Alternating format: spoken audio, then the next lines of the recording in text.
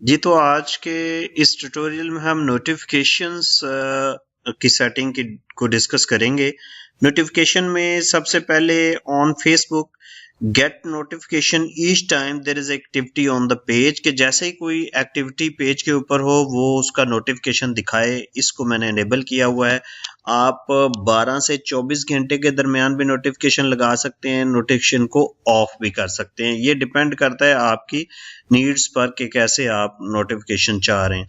उसके बाद मुख्तलिफ नोटिफिकेशंस की टाइप्स हैं और उनको आपने अगर ऑफ करना है, जैसे न्यू पेज मेंशन की नोटिफिकेशन को ऑफ करना है तो आप यहाँ पे उसको ऑफ कर लें, ऑन करना है तो ऑन कर लें। तो ये मुख्तलिफ किस्म के, जैसे न्यू लाइक्स है, इसको ऑन करना है, ऑफ करना है, वो यहाँ पे आप ये सेटिंग एडजस्ट कर सकते हैं।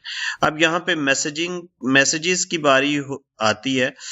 Get a Facebook notification when someone using messengers to send you a page message, के कोई अगर मैसेंजर्स के जरिए आपको पेज मैसेज भेजता है तो उसका नोटिफिकेशन ऑन करना है या ऑफ करना है।